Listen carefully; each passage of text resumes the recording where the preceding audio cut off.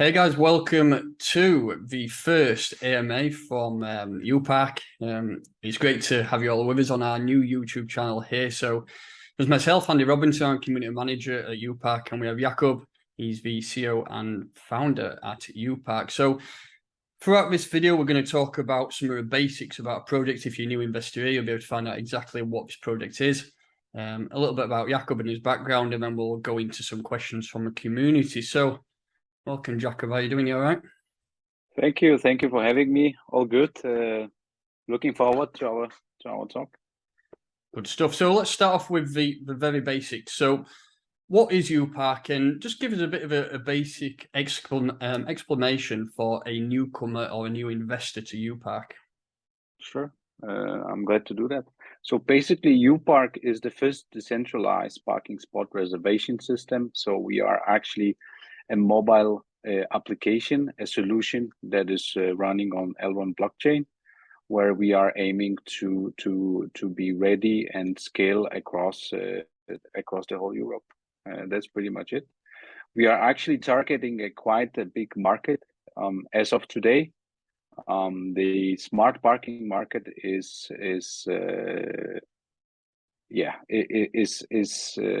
approximately around $5.5 billion in Europe, and the predictions are that it will grow to over $16 billion in Europe by 2028. So we want to take a big piece of that pie coming forward.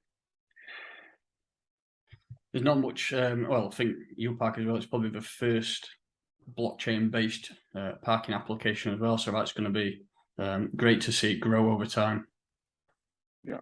Yes, and there are multiple reasons why do we actually build it on blockchain, which we might actually take in the next questions. Yeah, definitely. So next question up. When did you personally found uPark, and what actually initiated the idea? Well, it's a funny story because it actually goes back to 2015 when I was buying an apartment here in Warsaw and wanted to sign the papers for the loan for my apartment. Went to the bank and I couldn't find a parking spot, and I was going round and round. And after 30 minutes, I had to cancel the appointment because there was no place to actually park.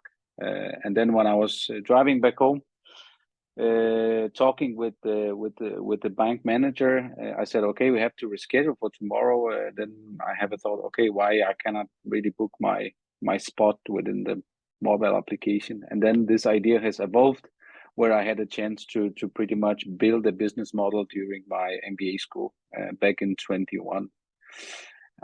Yeah. So that's not many details, I would say, but a very condensed story, I would say. But it has a lot of stages, from the idea through building a real business model during the MBA school project, and then defining that actually it can be a Web3 solution built on blockchain as well, where I have been in with L1 network for over 2 years now. So I found it pretty much suitable to be a utility project. So you're talking about 6-7 years in the making, really. Yeah, I would say not that much in the making, but I would say from the idea to, it takes a lot of time, I would say, to build a business model, to do all the calculations, to do all the predictions, and so on. That was the hardest part, and then to also move that business model to a crypto business model, that also took us a while. And we have been also talking with so many people in L1 space and being helped out with many more experienced L1 leaders, I would say so. Completely. So next question. So talking about that, we've got the plan in place. We've initiated a plan now. What are the actual plans? What have we achieved so far? And what is coming up during the remainder of this year? Yes, I would say that at the moment we are in the most difficult phase, where we are actually focusing very heavily on building. What we have achieved so far is that we have built the brand identity.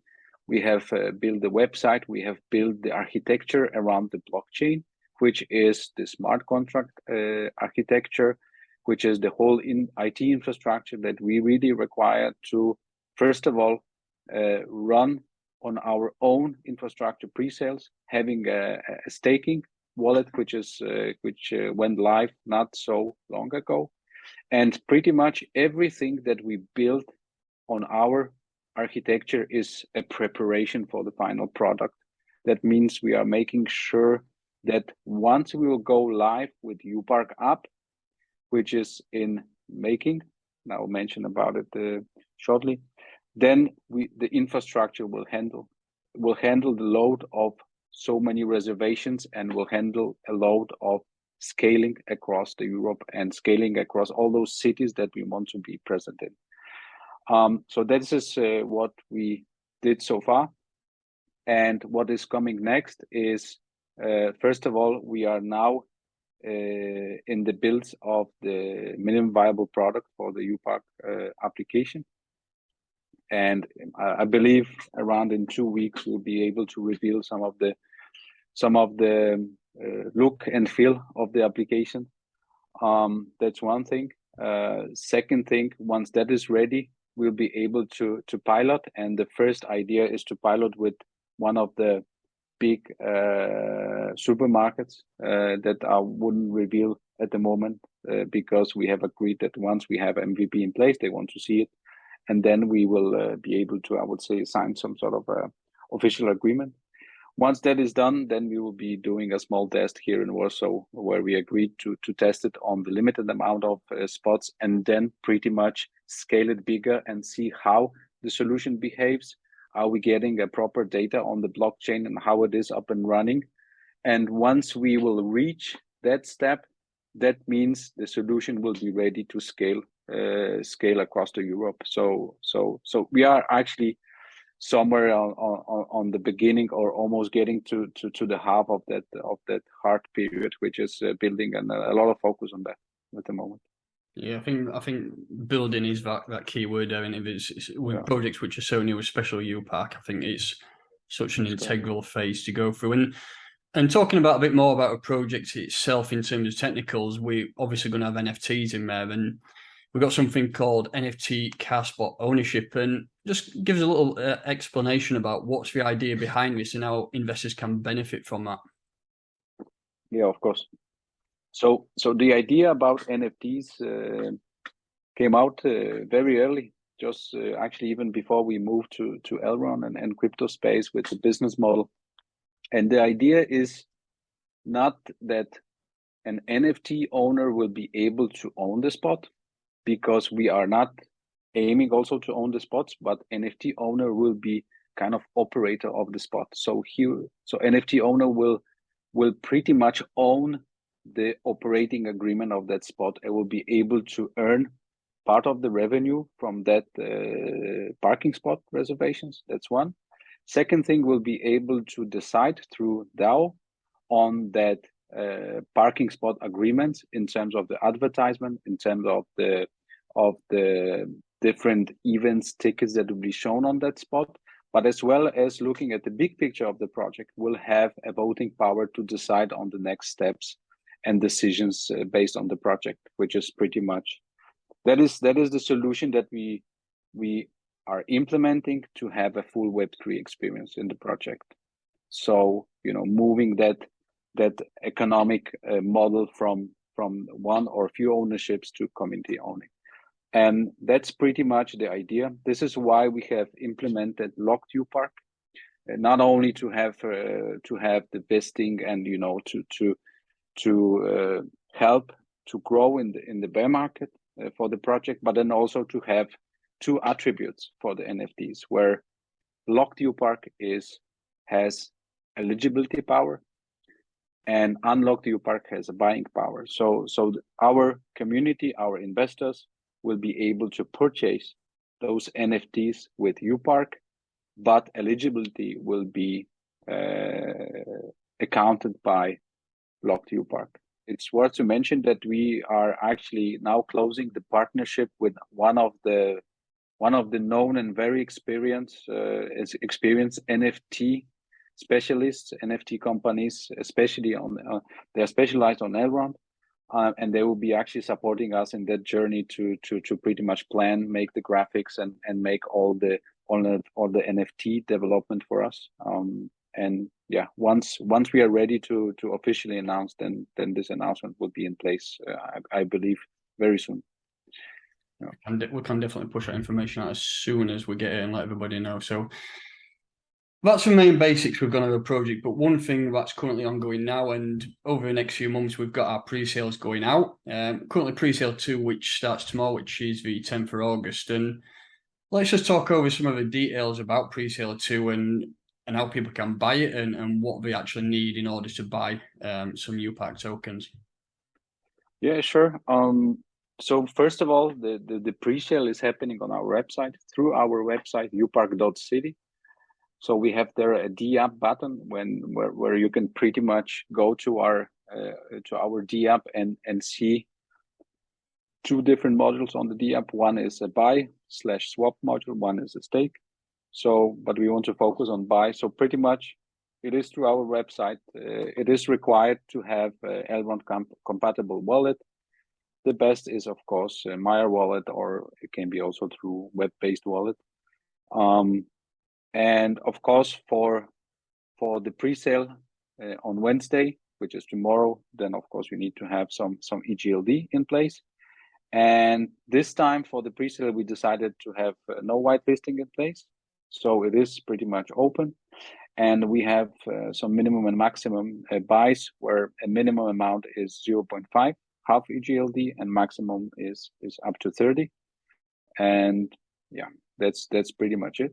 If people want to know that in writing, if you go to our website and click on the news section and go into our Medium blog, then you'll see all the information written down there on pre-sale 2 information. Correct. So that's that covered. We've covered all the pre-sale and the basic projects. We're going to go into the part here now where we'll actually put out some questions from the community in a bit of an AMA style. And we've picked 3 from the team. We've picked the best 3, which we thought we could answer with some great information. So the first question, and these questions are also going to win a prize pool of 3,000 uPark. First one's from Tommy Godson. I've noticed that many investors hold a project's token for the short term without understanding the long-term value. So how can you ensure that for us holding uPark tokens, it is more beneficial for the long term? And what is your plan to increase the demand and scarcity of the token? Yeah, that's a very good question. And yes, we have made sure designing our tokenomics that uPark utility and uPark scarcity will pretty much grow with the time. So first of all, as we have just recently introduced a staking program, which is in stage 1, as we will have pretty much 2 stages of the staking program, where stage 1 is a bootstrapping period where we have a certain amount of the uPark tokens available for staking. That's pretty much for giveaway. And then the stage 2 will be pretty much purely connected with the business results. That means that part of the revenue that the uPark will make will go back to our investors. And a good thing is that it will be pretty much very well connected with development, with business performance. That means the more we will be scaling, the more rewards will go back to investors. As we are starting with the 1 city as a pilot, then we are planning to go to 3 cities, 5 cities, 8 cities, all the way up to 50. So keeping the tokens long-term and being a long-term investor, meaning it is more rewards coming towards our development. That's one part. And then the second part is mentioned NFTs. Long-term investors will be able to purchase those NFTs, and NFTs will represent a parking spot, and it will be pretty much possible to gain through different revenue streams on those NFTs. I think that definitely answers that question. Next question is from Daniel over on Twitter. And he says, from what has been explained in the medium about the tokenomics of uPark, Will the utility of uPark be added in the future? So will there be extra utility added? And explain in more detail about pay for parking services on the uPark mobile application. Yeah.